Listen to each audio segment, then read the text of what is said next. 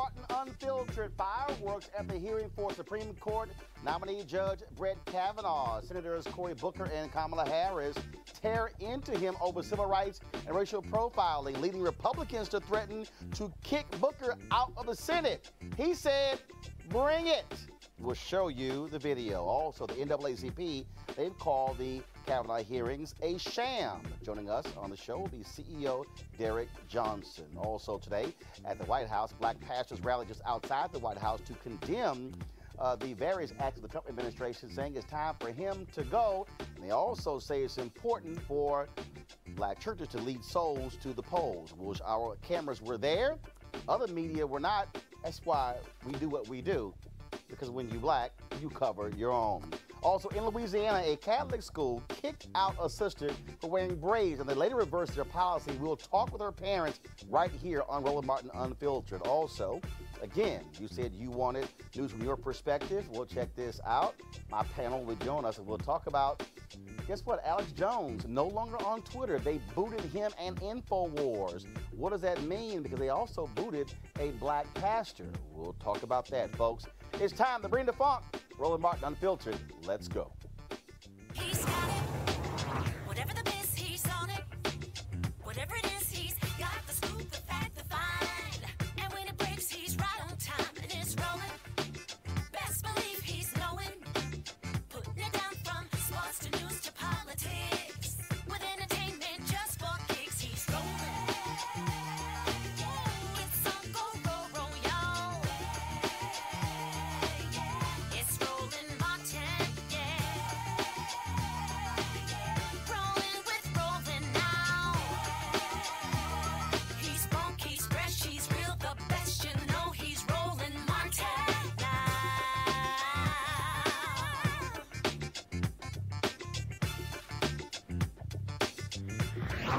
Martin. Today was the third and final day of hearings for Supreme Court nominee Brett Kavanaugh, and man, the fireworks were aplenty. Senator Cory Booker said he had enough of Republicans holding back various documents related to Kavanaugh. And so what he did is he said, you know what, I'm just going to release them. Now, the deal is Judge Kavanaugh's court decisions, they are public, yet some of the documents, such as emails when he worked in the administration of President George W. Bush, as well as with Special Prosecutor Ken Starr, Republicans say those should be locked away. Booker said, you know what? I'm about tired of this nonsense. Some 42,000 documents were made available to the committee on the eve before the hearing started, like literally the night before. They only had about 15 hours to even review those documents. Booker said, enough is enough. He said, I'm releasing some of those documents, such as emails from Kavanaugh dealing with racial profiling, and he made it clear, you know what? I did it. What y'all gonna do? I knowingly violated the rules that were put forth, and I'm told that the committee confidential rules have knowing consequences. And so, sir, I come from a long line, as all of us do as Americans, and understand what that kind of civil disobedience is, and I understand the consequences. So I am right now, before your process is finished, I'm going to release the email about racial profiling. And I understand that the penalty comes with potential ousting from the Senate. And if Senator Cornyn believes that I violated Senate rules, I openly invite and accept the consequences of my team releasing that email right now. And I'm releasing it to expose that, number one, the emails that are being withheld from the public have nothing to do with national security, nothing to jeopardize the sanctity of those ideals that I hold dear. Instead, what I'm releasing this document right now to show, sir, is that we have a process here for a person, the highest office in the land, for a lifetime appointment. We're rushing through this before me and my colleagues can even read and digest the information. Can I ask you how long you're going to say the same thing 3 or 4 times? No, sir. How long do you want? I'm saying I'm knowingly violating the rules. Okay. Senator Cornyn called me out for it. How many times you going to tell us, sir? I'm saying right now that I'm releasing committee confidential documents. Mr. Chairman. Now, then Senator John Cornyn of Texas, he said that Booker was violating the Senate rules and that he could be kicked out of the Senate. And that's when Cory Booker said, okay, you want to try that? I'll own it. Let's go through that process. We also saw Senator Kamala Harris also tear apart Kavanaugh, forcing him to answer very specific questions. And for somebody who was very fluid, very cool under fire, he had lots of problems answering her questions. And I would say he's probably going to be kept up at night dreaming, more like a nightmare, of Senator Kamala Harris. Judge, have you ever discussed Special Counsel Mueller or his investigation with anyone? Well, it's in the news every day. Have you discussed it with anyone? With other judges, I know. Have you discussed Mueller or his investigation with anyone at Kasowitz, Benson, and Torres, the law firm founded by Mark Kasowitz, President Trump's personal lawyer? Be sure about your answer, sir. Well, I'm not remembering, but if you have something you want to... Are you certain you've not had a conversation with anyone at that law firm? Kasowitz, Benson. Kasowitz, Benson, and Torres, which is the law firm founded by Mark Kasowitz, who is President Trump's personal lawyer. Have you had any conversation about Robert Mueller or his investigation with anyone at that firm? Yes or no? Well, is there a person you're talking about? I'm asking you a very direct question, yes or no? I need to know I'm not sure I know everyone who works at that law firm. I don't think you need to. I think you need to know who you talked with. Who'd you talk to?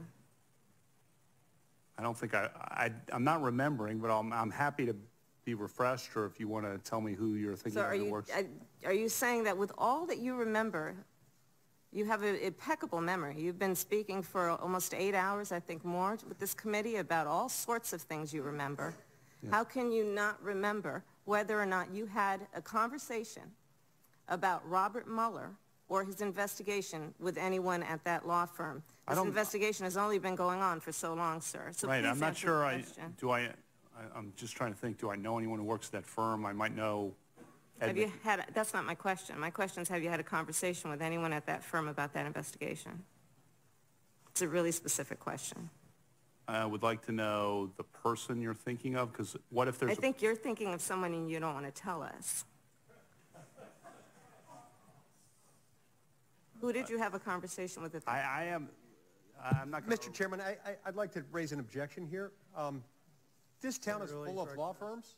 Law firms are full of people. First of all, I'd like you to pause the clock. Thank you. The clock is paused. Thank you. Pause the clock. Let me raise my objection. Recognized. This town is full of law firms. Law firms are full of people. Law firms have a lot of names. There are a lot of people who work at a lot of law firms. Responsibility to all Americans. Vote no. Be a hero. Vote no. You have a responsibility to all Americans. Be a hero and vote no. And be a hero and vote no. Be a hero and vote no. You have a responsibility to all Americans. Be a hero and vote no. Be a hero. Sir, please answer the question. I don't know everyone who works at that law firm, Senator.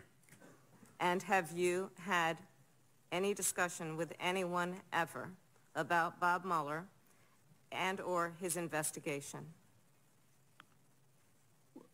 So you said Bob Mueller, have I ever had a discussion about Bob Mueller? I used to work in the administration with Bob Mueller. What about his investigation? Have you had a conversation with anyone about his investigation? I'm sure I've talked to fellow judges. Anyone aside from fellow judges? About Bob Mueller? About his investigation, sir. I'll ask again. I asked the question just a minute ago. I'm surprised you forgot. Have you had this conversation with anyone about the investigation that Bob Mueller is conducting regarding Russia interference with our election or any other matter? The fact that it's ongoing, it's a topic in the news every day. I talked to fellow judges about it. It's in our, it's in the courthouse in the District of Columbia. So I guess And I'll ask The you answer to one that more is time. yes. So the answer is yes. Okay, and did you talk with anyone at Kasowitz, Benson, and Torres? You asked me that. I need to know who works there. I think you can answer the question without me giving you a list of all employees of that law firm. Well, actually, I can't. Why not? Because I don't know who works there. So that's the only way you would know who you spoke with? I want to understand your response to my question, because it's a very direct one. Did you speak with anyone at that law firm about the Mueller investigation? It's a very direct question. Right. I'd be surprised, but I don't know anyone. I don't know if I don't know everyone who works at that law firm. So I just want to be careful, because your question was and or. So I want to be very literal. That's fine. I'll ask a more direct question if that's helpful. Speak with anyone at that law firm about Bob Mueller's investigation? I'm not remembering anything like that, but I want to know a roster of people, and I want to know more. So you're not denying that you spoke with Well, anyone? I said I don't remember anything like that. Okay. I'll move on. Okay. Clearly, you're not going to answer the question. That's what we call doing the butt dance. I can't answer a question. The Howard University graduate was not done. Check this out when she asked him about racial spoils system.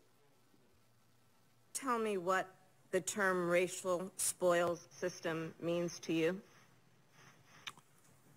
Senator, first of all, the Supreme Court affirmed the position that I had articulated in the amicus brief 7-2 in Rice versus Cayetano, an opinion written by Justice Kennedy. Second of all, the state voting restriction at issue in Hawaii was a state office, not for the Native Hawaiian. Judge, that's not what I asked you. But if you can define the term as you used it, what does it mean to you? But you raised the case, and the state voting restriction in that case denied Hawaiians, residents of Hawaii, the ability to vote on the basis of their race. So if you were Latino or African American, you could not vote in the election. And I heard your response to that earlier, and I appreciate the point that you made then.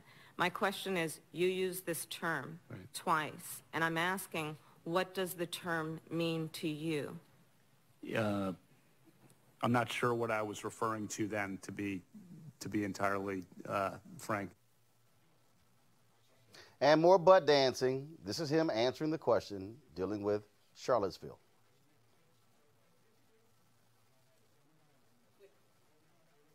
All right, so we have an issue with that video. I'm going to play that in just a second. I mean, that was pretty wild. Again, this is somebody, of course, who's supposed to be head to the Supreme Court, the highest court in the land, deciding all the major cases. And wasn't it interesting when it came to issues of race, he somehow could not answer any of those questions. The NAACP, they've been calling these hearings a sham. Joining us right now is Derrick Johnson. He is the CEO of the NAACP. Derrick, glad to have you at Roland Martin Unfiltered. Thank you for having me, and congratulations. Appreciate it, Doc. You've sat in these hearing rooms. You've seen him talk about precedent when it comes to Roe v. Wade, those decisions. But clearly, late yesterday and today, when he was challenged on issues of race, it's amazing how jittery he got and being unable to answer those questions. You know, unfortunate, this is the first time in history we've seen this type of hearing. The majority in the Senate, they're refusing to release documents. Those documents are key to understand how he would rule on cases. The last thing we need is an activist Supreme Court justice. The NAACP 12 years ago, we opposed his nomination to the D.C. Circuit Court. We understood then what we know now, that his judicial temperament is not in the best interest of this nation and definitely not African Americans. And again, when he couldn't even answer just very basic questions, and I don't recall what I was talking about when I wrote that, and then being jammed up on those issues. I mean, at the end of the day, let's just be honest, the Federalist Society, a far-right organization, the judges who they like are not likely to rule when it comes to issues involving race because they are upholding far different principles that really guided us for quite some time. So the response is that he couldn't. The real answer is he wouldn't answer the questions. He have answers to those questions, but they wouldn't be consistent with a confirmation hearing in which he will actually be confirmed. That's why the Republicans are holding back the documents. So there's enough in those documents, I believe, to prove that he holds beliefs and he's made statements that's anti what we think a Supreme Court justice should be.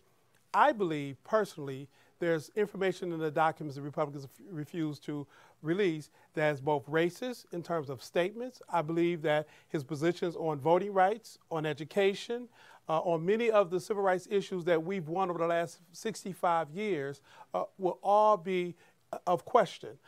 We've seen federal appointments by this administration who wouldn't support Brown versus Board of Education. I think Kavanaugh's record is much more egregious than that. Look, he's expected to get some 53, 54 votes. And if that's the case, you're going to have a fifth person on the Supreme Court. First of all, do you believe the Democrats have been aggressive enough in challenging Kavanaugh and challenging Republicans when it comes to this nomination? I think they've become aggressive, but they only got aggressive at the opening of the hearing. They should have been aggressive all along. We are looking at unindicted co-conspirator of a foreign nation interfering with our election. That person happened to be occupying the White House. Kavanaugh wasn't even on the list until after he made statements that he felt that the president should be above the law. That's when he got on the list. That's how he got nominated. This hearing should not be taking place. Had the Democrats been more aggressive on the front end, we may not be looking at this issue.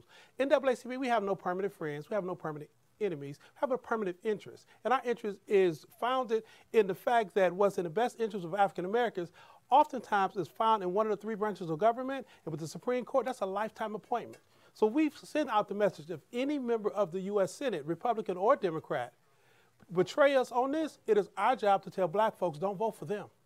All right, Derrick Johnson, NAACP, we appreciate it. Thanks a lot. Thank you. As I said, folks, when it came to the issue of Charlottesville, we know that was a very contentious issue where, of course, Heather Heyer, she died as a result of being hit by a white supremacist. And so at the hearing, the question came up as it relates to Charlottesville, and here's what Kavanaugh, well, I won't say he had to say, what he didn't say. When you and I met, we talked about race relations in this country, and there's been a lot of talk among my colleagues with you about the subject. And when you and I met, I brought up the incident in Charlottesville, where, as you know, there was a rally by white supremacists that left a young woman dead. You will recall that the president who nominated you described the incident by saying, quote, "I think there is blame on both sides." So I think this will be a simple question for you. Do you, sir, believe there was blame on both sides? Senator, we did talk, and I enjoyed our meeting, and to talk about the history of this country, and we talked about that at some length and talked about discrimination. I appreciated your opening statement yesterday where you talked about your experience. One of the principles I've articulated throughout this hearing is the independence of the judiciary. And sir, I'd appreciate if you'd answer the question. I am, Senator. So one of the principles I've talked about throughout this hearing is the independence of the judiciary. And one of the things judges do, following the lead of the Chief Justice and what all the judges do, is not stay out of current events, stay out of commenting on current events, because it risks confusion about what our role is. We are judges who decide cases and controversy. We're not pundits, or we don't comment on current events. We stay out of political controversy. Judge, with all due respect, I only have limited time.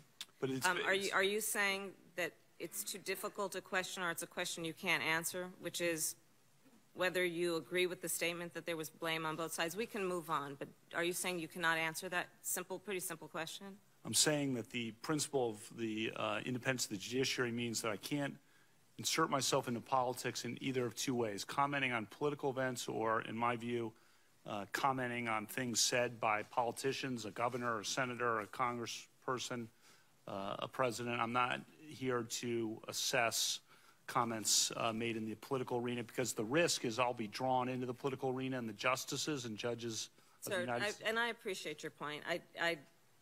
But there was such a robust conversation that happened, especially with my colleagues on the other side and you, about race. So on the subject of race, I raised this question, but we can move on. All right, folks, let's go to our panel.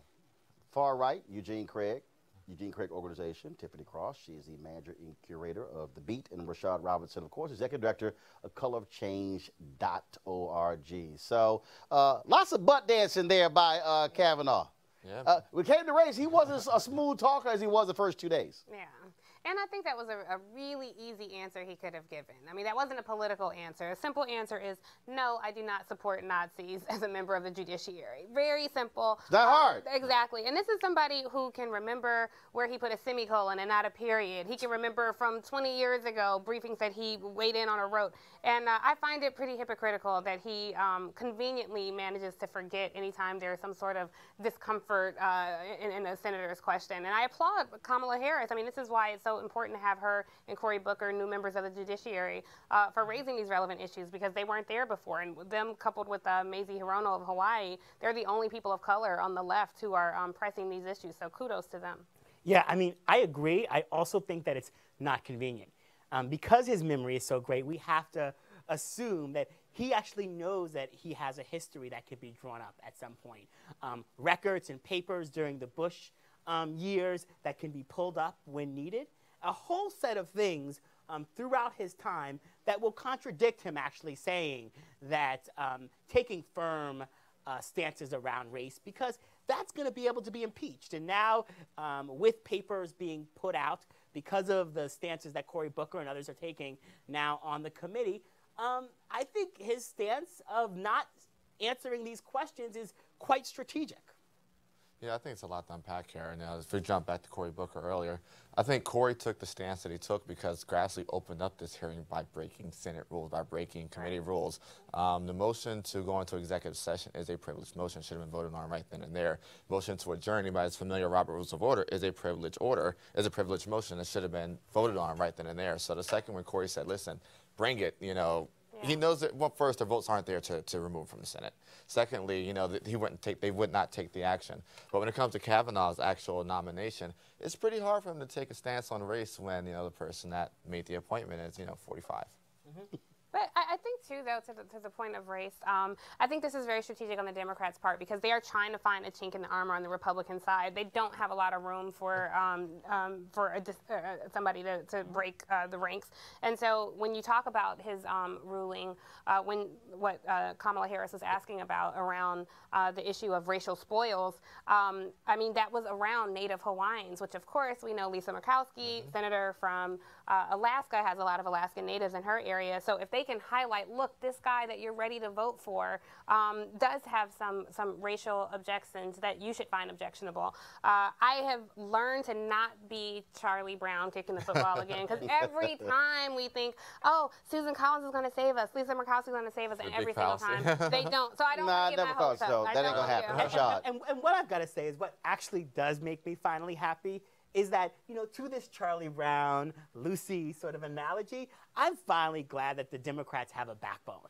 That, you know, I have sat in Senator Schumer's office during the Gorsuch nomination, him walking through, you know, that the Senate Republicans would never give up the filibuster, that there's a number of Republicans that believe in sort of the order, even after what happened to Merrick Garland, after we already knew that. And so to see, because, you know, here's the thing about Mitch McConnell. I don't agree with a thing that he does. He is on the other side. But what I will say is that I would rather have someone like Mitch McConnell on our side that was willing to actually understand the game that's being played. Game is to win. And understand who they are fighting for. And at Cory Booker, whether he's running for president or he wants to be majority leader, actually made a real statement and a real case. Game is to win, and again, black people, y'all can still be mad at me all y'all want to, but I'm sorry. President Obama was not playing a game to win when he nominated Merrick Garland. If he was playing a game to win, he would nominate a black woman. And maybe Anita Hill. And he would have had this picture. Crazy. Wait, he didn't even need to go to Anita Hill. God gave him this manna from heaven, this gift to have the sister-in-law of House Speaker Paul Ryan, a judge who he had previously nominated to the federal bench. And again, if you play to win, and this is the thing I keep saying, look, Republicans don't give a damn about the rules. They don't give a damn about, how this is going to look. All they care about is packing the federal judiciary with right-wing judges. They do not care. They have passed a number of folks. They have passed more district court judges in the last 18 months than what Obama did in 4 years. They don't care. Democrats have better decide, do you want to win or do you want to make nice? Because it's real simple. Because I'm telling you right now, if the Democrats get control of the Senate, if this flips in November, I'm going to tell you how Roland would do. I'll be like, you know we ain't approving a judge. It'd be back to the Harry Reid days. It'd be Harry Reid days. No. It'd be back to the Harry Reid days. I'm going to be harder than Harry Reid. No, yeah. And wait a minute. And see, I ain't even going to front. I'm going to say, look at here. This is why we ain't approving any judges. Because you pull that BS with Obama, and I ain't passing nobody. And when they out there yelling, I'm like, I don't care if y'all. I would literally say, not a single judge will get a hearing for the next 2 years. And what y'all gonna say? And for Democrats and for folks on the left, what's happening in these primaries around the country, where folks on the left, where a younger crop, a crop of more young people, of women, are taking power, this is a real sign for the future, because those are the folks that will hold the line. Those are the folks for the future. Unfortunately, we have too many people inside of the Senate that are invested in the old rules because they have nothing to lose. I'm all about winning. Yes. Folks, earlier today, outside of the White House, the AME Church held a massive rally there, calling on saying it's time for Donald Trump to go. But Bishop Reginald Jackson, president of the Bishops' Council of the AME Church, along with other prominent pastors, organized the event called to Conscience Day of Action. Their purpose, again, holding this administration accountable. Of course, with the other members of the media there, black press, other folks know, which is also why we have this show. We talked to some pastors about that event. How critical is it for the clergy, for the black church to exert its influence when it comes to President Trump, but also this midterm election? The largest independent organization black people have is the black church. It's now in motion. You see it evidenced in Ben Jealous's campaign in Maryland. You saw it happen with Ariana in Massachusetts. In Georgia, Bishop Jackson is the Bishop of Georgia. It's happening with Gillum in Florida or McHess in Mississippi. The black church comes alive, big things come our way. And I'm excited to see bishops calling this meeting because it means November 6th is a date with destiny. November 6th is the big date. Everybody keeps talking about vote in November, but you have registration deadlines that are coming up in October. One of the things that I keep saying is you better focus on mobilizing, organizing folks to register. After they register, then vote. All high school seniors who are 18 or will be 18 can vote now. Matter of fact, the 4 million who graduated in May can vote now. All students on campus should vote for their 10 schools. If you're in Morehouse or Spelman, you're from New York, vote for your 10 schools, vote residency. Last time, there were 4 million blacks in the South still unregistered, 2.5 million who were registered who did not vote, 8 million altogether unregistered. We have too much power to throw it away. If we use our power in coalition, we're going to make something happen. You'll see evidence of it. We didn't have this kind of activity even pre-campaign in 16. Something's happening there that's a good thing. You got a hearing going on right now with Brett Kavanaugh. He was pressed by Senators Cory Booker and Kamala Harris on a variety of issues, including civil rights, and he pretty much danced around those questions. This is a nominee that the NAACP and others say will be absolutely against the best interests of black folks. He represents bad news for women and workers and people of color. Trump is in a bad way, and it's not just racism, it's racism. His behavior toward John McCain was meanness. Toward immigrants is irresponsible. This is a case of white nationalism gone wild, and we have our moral obligation. This is an ideology that's un-American. We must fight until he is sent out of this place prematurely. Bishop, why did you decide to call this event here in September in Lafayette Park, right in front of the White House? Well, historically, the black church has been the conscience of the nation. With all this going on, it was time again for the black church to call the nation to conscience. We've heard nothing except from what they call the evangelical Christians, who seemingly contradict what they say they believe. When I say white conservative evangelical Christians, because there are black evangelical Christians. Yeah. And anyway, I think somebody had to speak truth to power. And we do not need to be professional prophets telling the king what he wants to hear. We need to tell him what he needs to hear. Jamal, I made that point because the reality is white conservative evangelicals have co-opted that name. You can be black and be evangelical, but not have the same belief system as they do. I would agree with you until I saw that circle of preachers at the table who are under that banner, that it is, in fact, black faces with a white conviction. And I think what was important here is that all different reformations came, not just AME, but AME Zion, Kojic, Baptist, to say what it is that we are conscientious Christians. Whether you're Republican or Democrat, you have to operate with some level of conscience. You also have these constant attacks. You see what's happening in North Carolina, where they targeted early voting. You see them wanting to outlaw voting on Sundays. I mean, these are direct attempts to target black folks. Well, that's why we call it conscience. Because the fact of the matter is we know and they know it's not right, but if you don't say anything about it, they'll continue to do it. But we're in a war, and we've got to fight this fight, and we're going to fight every attempt to suppress our vote like we did in Rockland County, Georgia. We're going to do it in North Carolina and wherever else they try to do it. You talked about the pastors who met with President Trump over criminal justice reform. I wrote a piece where I said he should be meeting with black preachers, he should be meeting with black press and others, but the issue is what is said to him when they're at the table in the meeting. Yes, the people who are at the table shouldn't be honored to be there, but understand they have a responsibility. Our issue wasn't about them meeting, but as you said, what did you say at the meeting? Nobody at the table has ever been involved in prison reform work. None of them have prison ministries at their church, and none of them raised the salient questions germane to prison pipeline in our community and how we turn it around. Bishop, you're from Georgia. We just saw, of course, the attempt to close 7 out of 9 early voting locations in a county with 61% black. You have a Secretary of State who's running for governor on the Republican side who just recently said, look, we better look at the minority vote. And he was not saying, I want to compete for it. Do you believe you're going to see more attempts in Georgia, in Florida with Andrew Gillum, and other places where they are going to directly, like a laser, target African Americans to keep us from voting? Oh, unfortunately, I think it's only the beginning. You're going to see more in Georgia, you're going to see more in Florida. Wherever you have black candidates for major positions, you're going to see it. And again, that's why I want our people to understand this is a fight. We cannot just sit around and complain about it. We've got to speak out and we've got to fight against it. And we want them to know the war is on.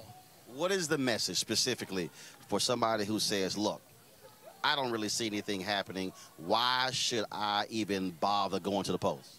Well, when you look at the first time since Reconstruction, you've got 3 blacks who are poised to be governors in Georgia, in Florida, and in Maryland. When you see the very first black woman who is potentially going to be a congresswoman from Massachusetts, that's seeing something. So what we're organizing to do today is to go from the pew to the polls. This midterm election can shift everything, and we don't want an audience, we want an army. Same thing. Your message to those folks who say my vote really doesn't make that big of a difference. Well, I want to ask them, first of all, do you have any pre-existing conditions because they want to take that away? I want to ask them, are you trying to go to school because they're trying to block your opportunity? We have to look at them and say these issues affect you. So if they don't matter to you, then no need to argue with a fool.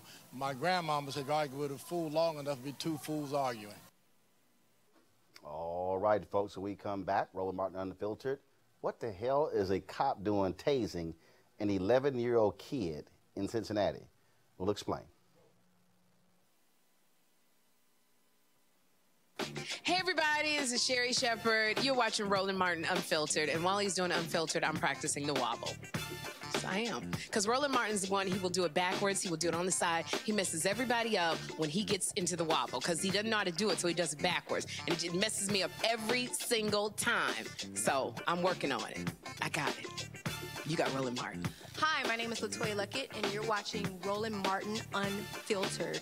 What's going on, everybody? It's your boy, Mac Wiles, and you are watching Roland Martin Unfiltered. What's up, y'all? It's Ryan Destiny, and you're watching Roland Martin Unfiltered. What up, Lana Well, and you are watching Roland Martin Unfiltered. No, Sherry, by doing the wobble backwards means I know actually how to do it. You don't, but I do. All right, folks. It's an unbelievable story out of Cincinnati where this officer, Kevin Brown, used a stun gun on an 11-year-old child who was caught shoplifting. Now, the craziest thing is the child was running away, and in this video, you will literally hear this idiot talking to her. Now, of course, the police chief in Cincinnati, he said it was a violation of department policy and unnecessary. Why does he still have a job? Check this out. Only way we can get him out, okay? Just relax for a minute. Just relax your body. Totally relax, okay? And breathe. Oh Just my relax. God. Relax, baby. Relax. It'll be over before you know it. Okay? Okay, that's right. Just relax. Just relax. Relax. Then I gotta listen to all these idiots out here in the parking lot tell me how I was wrong for tasing you. You broke the law. And you fled as I tried to apprehend you. Y'all took this too?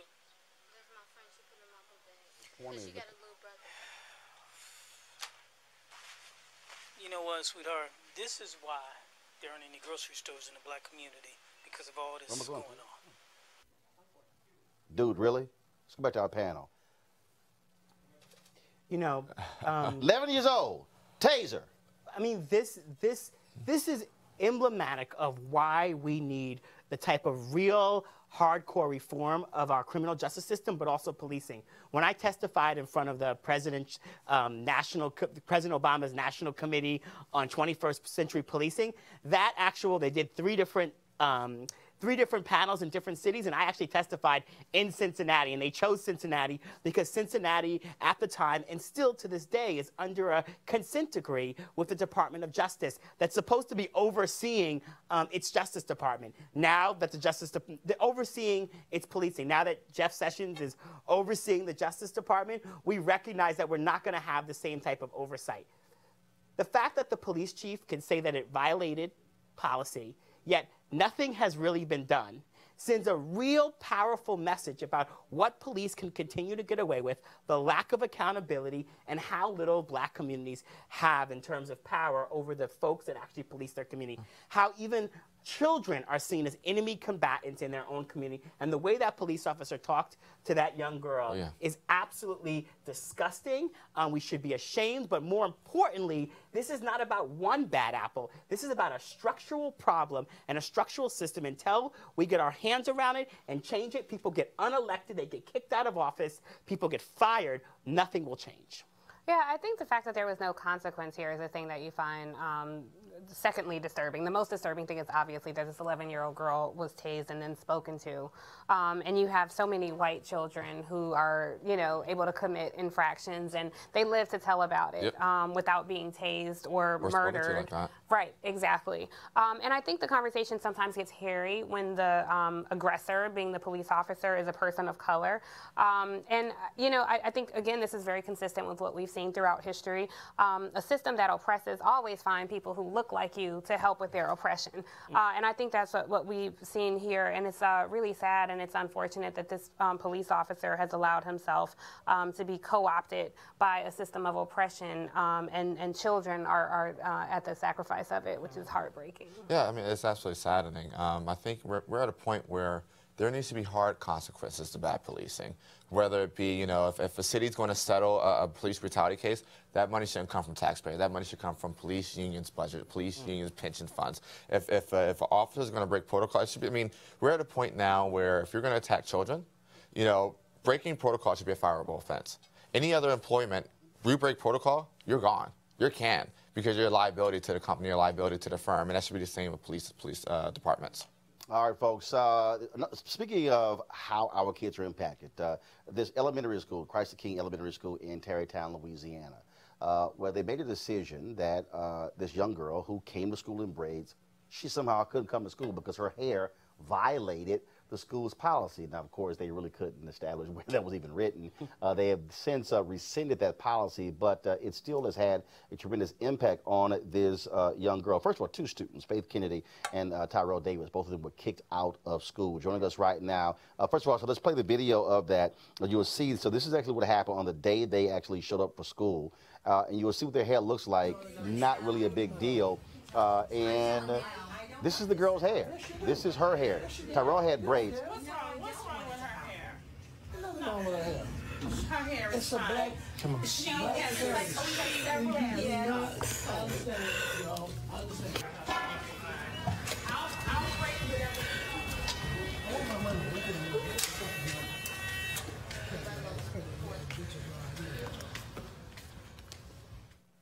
That hair somehow violated his school policy. Joining us right now is Faith's mother, Montreal Affinity, also Tyrell's mother, Tonyanita Parquette, and their attorney, James Williams. First of all, glad to have both of you here. To both of the mothers, I mean, how ridiculous is this for them to say that this violated the school policy?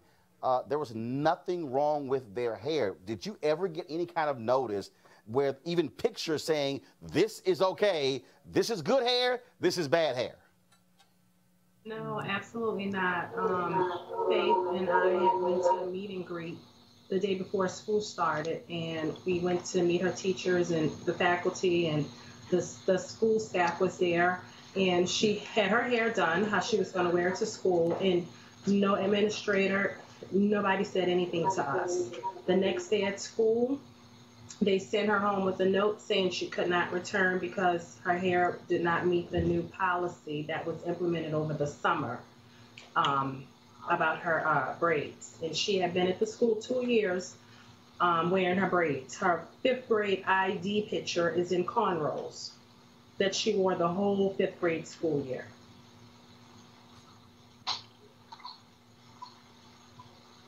And so, again, you have a child who's standing there crying, and she's trying to learn.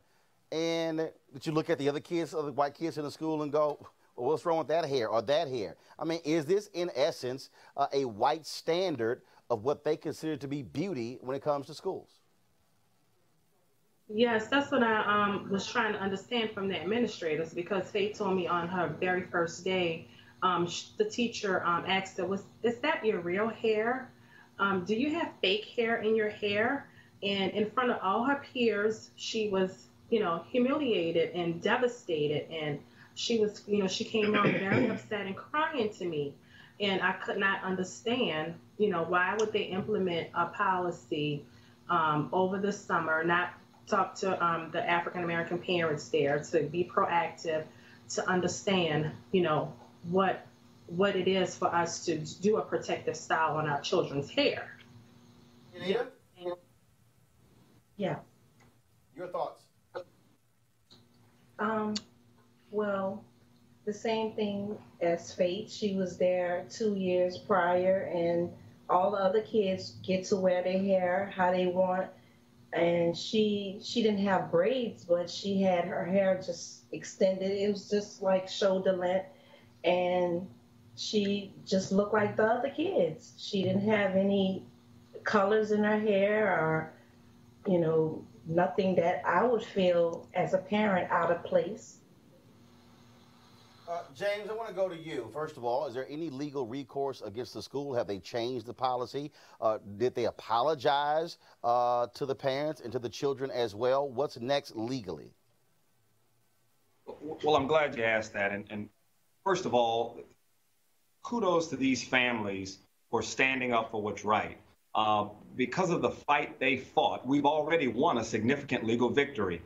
We filed a lawsuit on behalf of these two families, and as a result, we had a judge in New Orleans issue a temporary restraining order preventing the school from enforcing this policy. You said earlier that the policy was rescinded. It was only rescinded after we got a temporary restraining order in court that prevented them from enforcing it. So we've already won a very significant legal battle with the judge striking down this policy through the temporary restraining order and ultimately pulled it. The next phase of this is to make sure that this doesn't happen to any other children. As Faith's mom and Tariel's mom said, there is absolutely nothing wrong with these hairstyles other than being a value judgment on Black culture, and that's unacceptable. My mother has braids, my daughters have braids, my wife has braids. There's nothing wrong with that, and it's culturally appropriate, and I'm just applaud the courage of these families to keep fighting. We've already gotten this policy stricken down, and we're not going to stop until this doesn't happen to any other. All right, then. Well, I certainly appreciate all of you joining us. Thank you so very much, and certainly give our regards to your children as well. Thanks a lot. Thanks for having us. All right, then.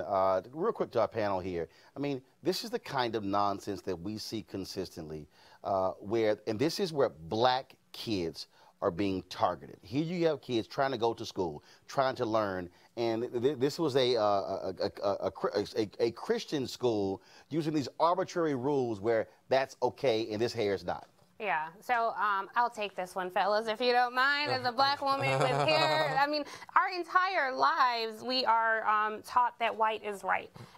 From imagery that we see on television. And Roland, black men too. I completely. And Roland, I was going to say, you know, you and I both worked in TV a long time. There are people who always say you can't wear your hair this way if you want to be on air, which none of the, I mean, we have to start changing the rules. And I think this is, of course, obviously an attack on our culture, but the disheartening part, this happened to be perpetuated by white people. But the thing is, it has penetrated our community, and we are the hardest on each other. You remember when Gabby Douglas won the Olympics, and everybody, this huge accomplishment, all we could talk about was her hair. You remember when Will and Jada let Willow cut her hair off. All we could talk about was her hair because it is our crown and glory. But here's the piece, though. What happened with when Gabby won, it was a black folks who also talking about hair. That's my point. And the problem, and that's one of the, but see, here's where I think that where that's also a deal, where I think you have some of us who not only buy into somebody else's notion, but it's also the respectability game in terms of, oh my goodness, they're seeing us. First of all, she's competing. Yeah, okay? Exactly. The last thing you worried about is how your hair looks. Yeah. You're trying to win a gold medal. Exactly. And you're not trying to have your stuff perfect. And that's sort of, again, where we have to break that chain of white supremacy that is so deeply embedded in our DNA, where even when we talk about when we go on television in terms of, okay, well, no, I can't wear that because that's too ethnic, or you know how that looks. I mean, we literally have been trained and conditioned that white standards, white values, that's what's acceptable. Don't you dare bring any ethnicity into this. And you know, we've been part of it. The larger system and culture has been part of it. I really commend these parents for being unapologetic and standing up and pushing back, getting things on video, being unafraid to push back. But the policing of black people from cradle to grave, of institutions trying to not just you know, the written rules of policy, but the unwritten rules of culture, these decisions to punish these children in school for showing up, you know, as they are. You know, these are the reasons why it's important that we have shows like yours, because otherwise we don't get these stories that sort of penetrate.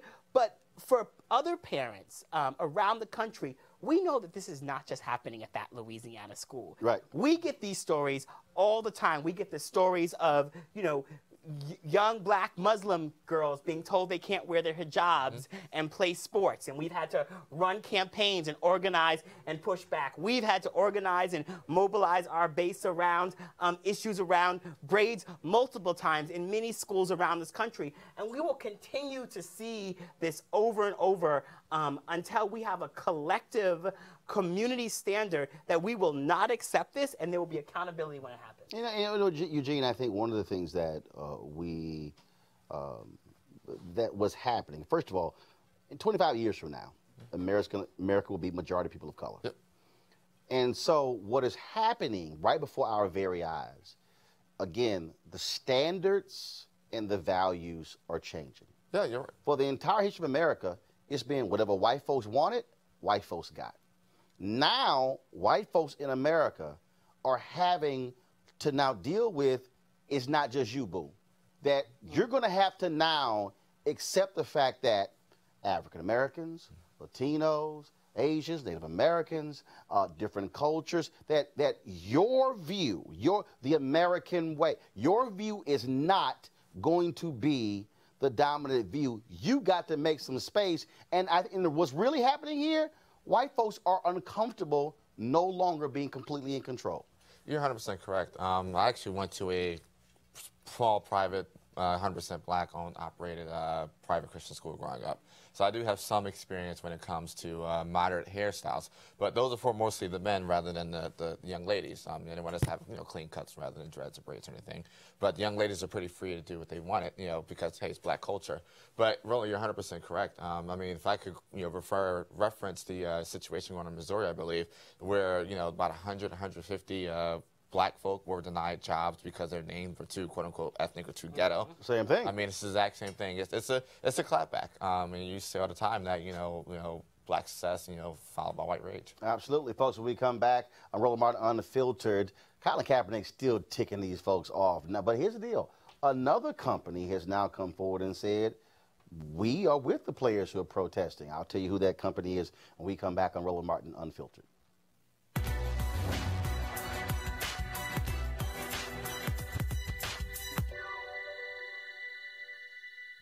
I'm coming out 100% real. I ain't compromising anything. Rapper Tupac Shakur.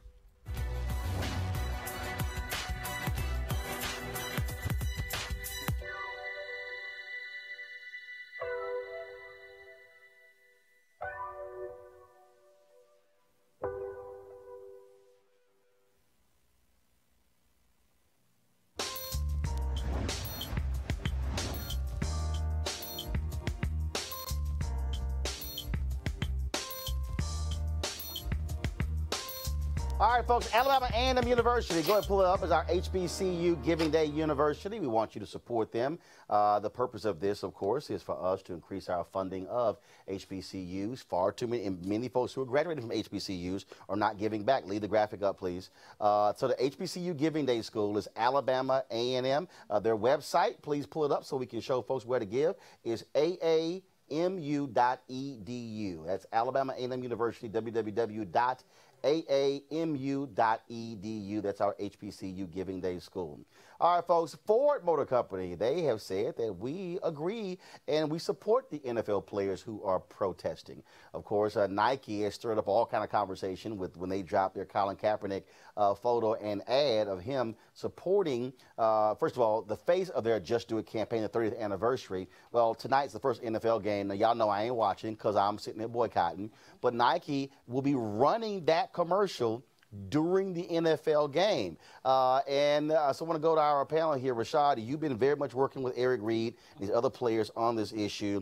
And for Nike to drop this ad, then for Ford to come out making that statement, okay, and I think what you're seeing is you're seeing companies say, all y'all white folks who mad, y'all ain't necessarily buying cars for the rest of eternity.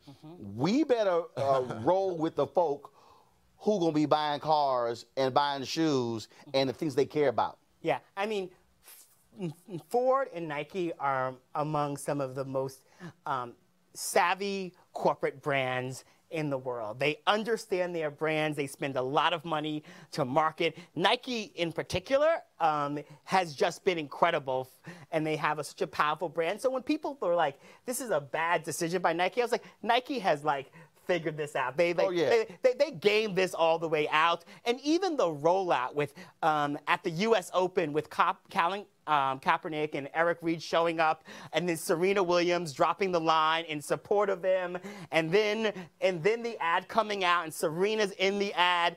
Serena's playing tonight at the same time as the NFL game. Right. I'm wondering if the ad will play then as well.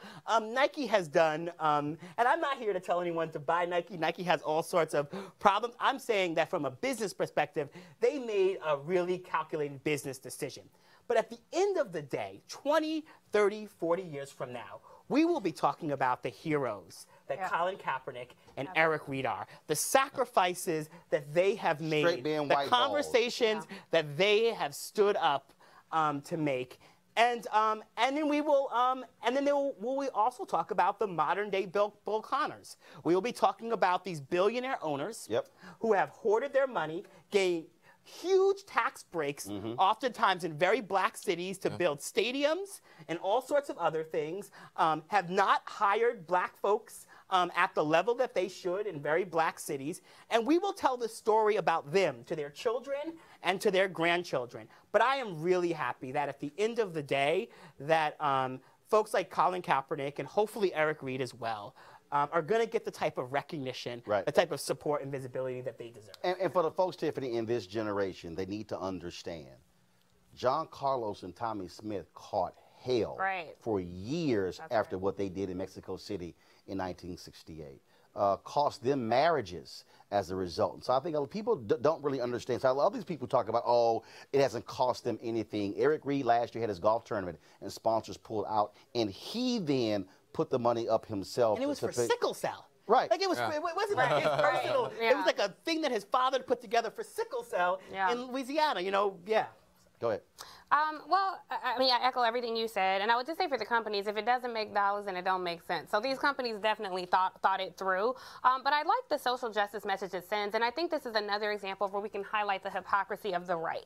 So now you have all these idiots burning their Nike gear, and it's like, why not give it to some of these veterans you care so much about? But you'd rather look like an ass on TV and burn these things. Right. That is my point. You don't care about these veterans. You support a president who has done everything possible to disrespect this military. Right. He disrespected an American hero. He's ended policies that help veterans. He killed an initiative that stops people from doing predatory lending among veterans. So stop BSing us. Like, don't pee in our face and tell us it's raining. We see what you're doing. This is all about race.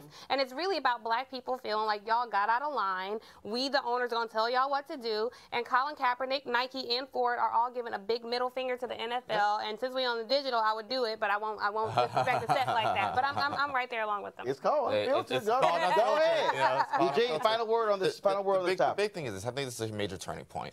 Up until this point, it's pretty much just, at least look to the world to be Colin Kaepernick plus the black community. Now, when you bring corporate backing and the power of corporate backing, power of a Dow Jones listed company, it's a major deal. I mean, you have folk from major, John Brennan.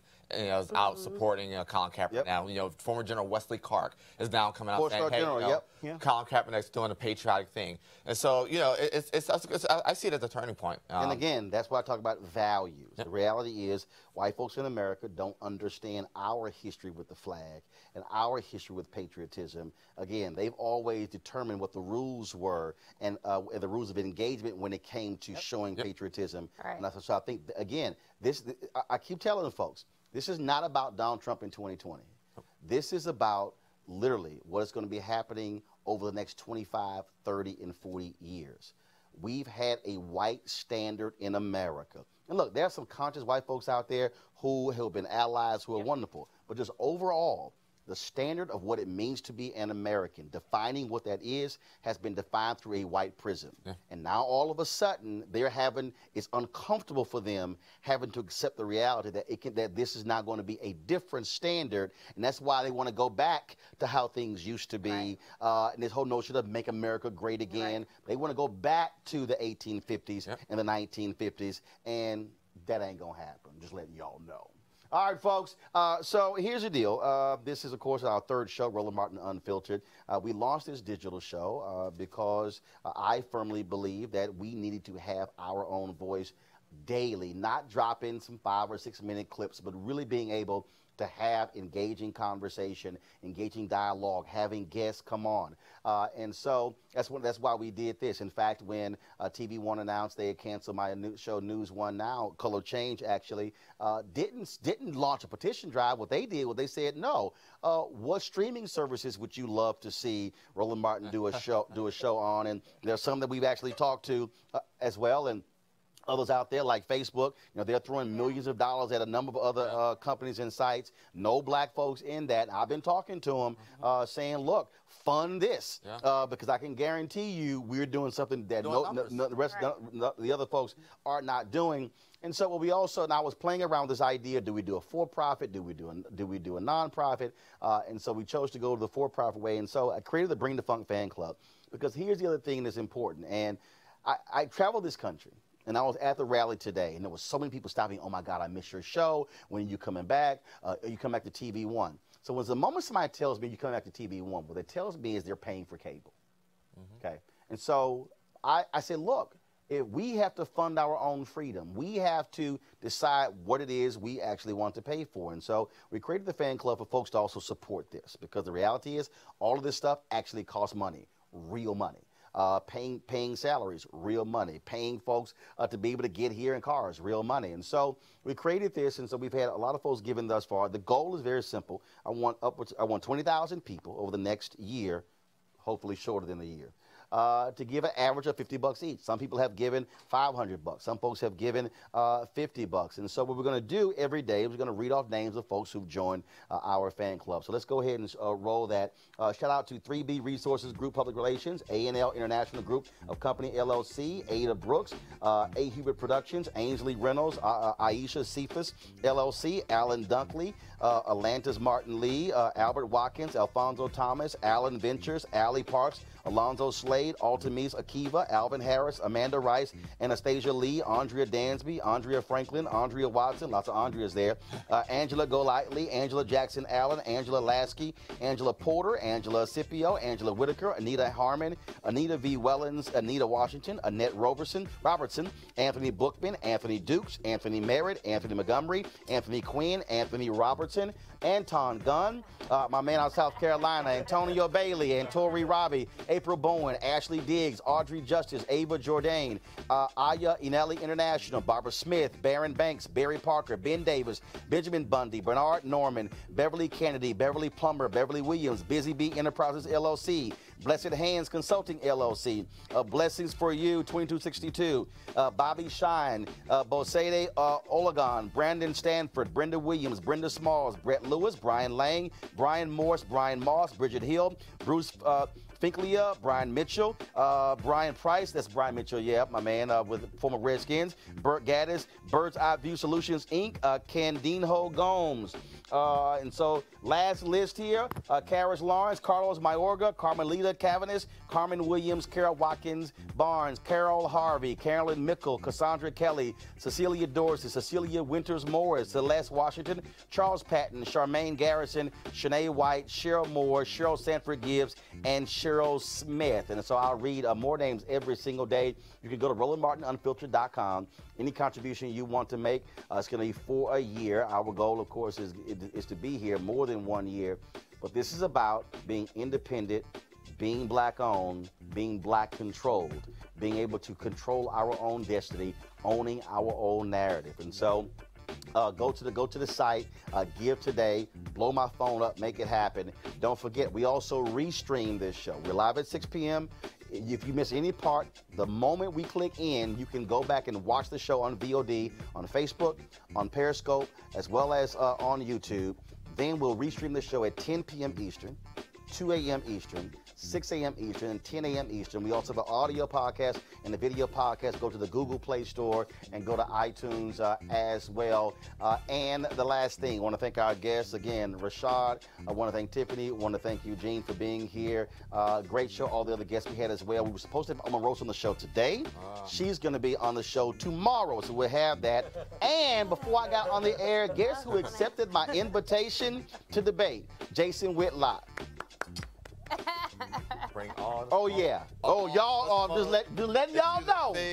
Y'all might want to get some snacks for that one. And so we got some great stuff planned. I'll see you guys tomorrow right here on Roland Martin Unfiltered.